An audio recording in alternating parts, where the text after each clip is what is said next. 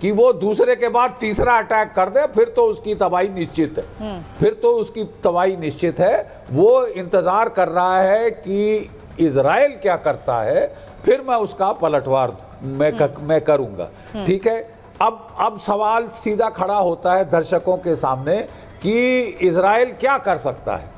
मेरे हिसाब से इजराइल के पास 3 बड़े ऑप्शंस हैं। एक है इजराइल के पास जेरिचो 1, जेरिचो 2, जेरिचो 3 बैलिस्टिक मिसाइल्स हैं, मीडियम रेंज बैलिस्टिक मिसाइल, जिनकी रेंज 4,000 से भी ऊपर किलोमीटर है। इनसे वो न्यूक्लियर टारगेट्स को स्ट्राइक कर सकता है, वो जो पेट्रोकेमिकल कॉम्प्लेक्सेस को स्ट्राइक कर सकता है, और मिलिट्री और कमांड एंड कंट्रोल टारगेट्स को एंगेज कर सकता है। ठीक है, लेकिन दूसरा जो Iran, normally Iran air power को ज़्यादा अहमियत देता है। ईरान के पास F-35 स्टेल्थ जेट फाइटर्स हैं, 2000 किलोमीटर रेंज है जिनकी, बगैर रिफ्यूलिंग के। और ईरान के पास F-15E हैवी ड्यूटी फाइटर्स हैं, और साथ में F-16 हैं। अगर इस्तेमाल एयरफोर्स का करना चाहता है तो F-35 और F-15Es जो है वो पलटवार करेंगे कल परसों यानी 7 अक्टूबर का दिन। बार बार हम कह रहे हैं सर कि 7 अक्टूबर का दिन बेहद महत्वपूर्ण रहने वाला है। वापस लौट रही हूं आप लोगों के पास, एक और बड़ी खबर इस बीच आ रही है। इजराइल को ईरान के सुप्रीम लीडर अली खामनेई की धमकी, इजराइल पर बैलिस्टिक मिसाइल के हमले को बताया है छोटी सजा।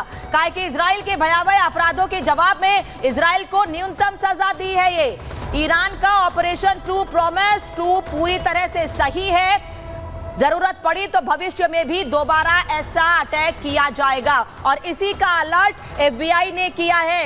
एम्बेसडर बोहरा, जिसका जिक्र अभी हम कर रहे थे कि खामनेई ने धमकी दे दी है, खामनेई ये कह रहे हैं कि ये तो छोटी सी सजा थी, अब बड़ी सजा देंगे, बड़ा हमला करेंगे। जो एफबीआई ने अलर्ट जारी किया था उससे जुड़ी खबर ये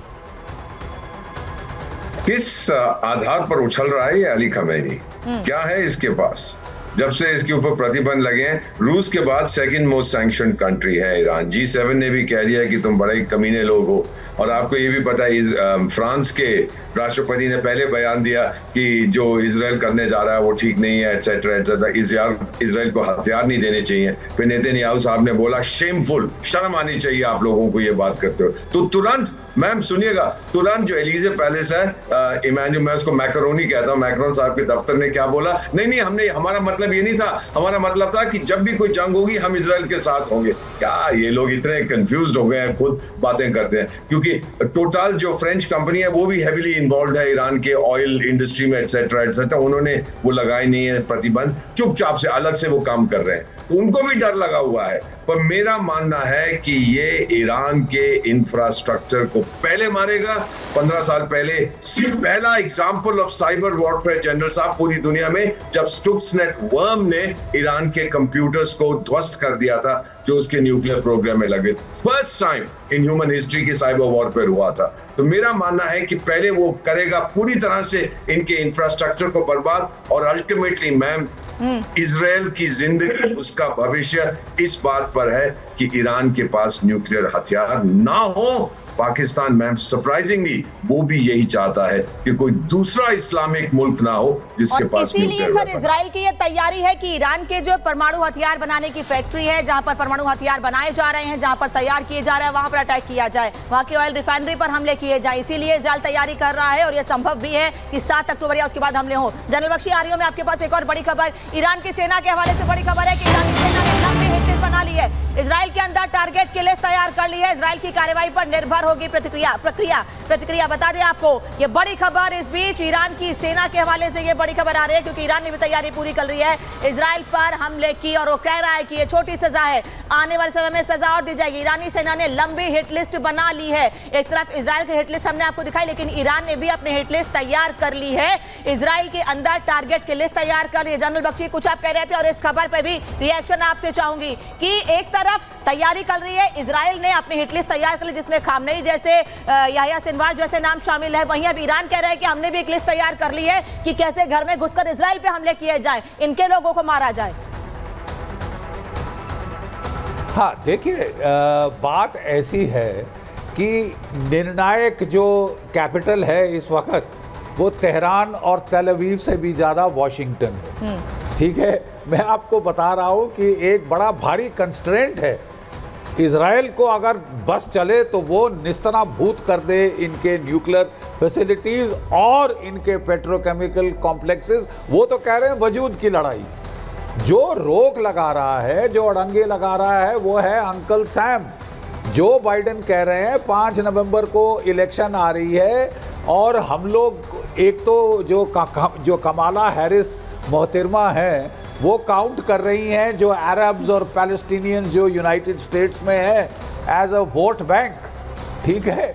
और अगर वो इजराइल पे का जो हमला है ईरान पे उसमें शरीक होते दिखते हैं तो साहब वो वोट बैंक गई, नहीं शरीक होते दिखते तो जूइश वोट बैंक गई, ठीक है। वो बड़े असमंजस में है साहब, इसलिए गुहार लगा रहे थे जो बाइडेन साहब कि सीज फायर चाहिए, सीज फायर चाहिए, सीज फायर चाहिए, ठीक है। प्रॉब्लम यह है कि बाइडेन साहब लेम डक प्रेसिडेंट हो गए हैं। इजराइल उनकी कितनी सुनेगा या नहीं सुनेगा। कल तो बाइडेन साहब ने यहां तक कर दिया कि ये तो इलेक्शन को इन्फ्लुएंस करने की कोशिश कर रहे हैं। और सर बीच में ये खबरें भी आई थी। आई एम सॉरी सर, समय थोड़ा कम है और भी खबरें, मुझे और भी महत्वपूर्ण खबरें दिखानी है, लेकिन बहुत बहुत धन्यवाद आप लोगों का जुड़ने के लिए। जनरल बख्शी और अम्बेडकर वोरा, आप लोगों ने अपना जरूरी समय हमें दिया, बहुत बहुत धन्यवाद आपका। लेकिन बढ़ते हैं आगे, एक और बड़ी खबर आपको बता देते हैं। आज के दिन की एक और अहम खबर है और वो है पाकिस्तान की, क्योंकि पाकिस्तान में इस वक्त गृहयुद्ध जैसे हालात बने हुए हैं। क्या स्थिति है पाकिस्तान में, क्यों गृहयुद्ध जैसे हालात बने हैं, क्यों ऐसा हम कह रहे हैं, बताएंगे आपको।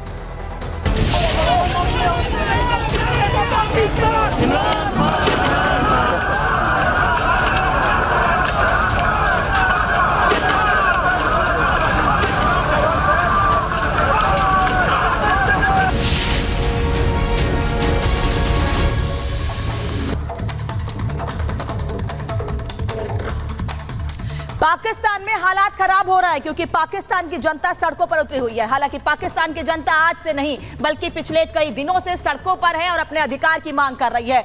और यहां पर जनता के साथ साथ अब बड़ी पॉलिटिकल फिगर, बड़े पॉलिटिकल फेसेस भी सड़कों पर नजर आ रहे हैं और वो इमरान खान की रिहाई की मांग कर रहे हैं। इसीलिए हम ये कह रहे हैं कि पाकिस्तान में गृहयुद्ध जैसे हालात हैं, क्योंकि पाकिस्तान में स्थिति पूरी तरह से खराब हो चुकी है, हालात वहां बेकाबू हो चुके हैं। इमरान की जंगे आजादी का आगाज हो चुका है कि जल्द से जल्द इमरान खान को जेल से बाहर लाया जाए। इस्लामाबाद, लाहौर सेना के हवाले कर दिया गया। वहां सड़कों पर सिर्फ और सिर्फ सेना के जवान दिख रहे हैं, लेकिन उसके बाद भी स्थिति काबू में नहीं आ पा रही है। 17 अक्टूबर तक तैनात रहेगी वहां पर सेना।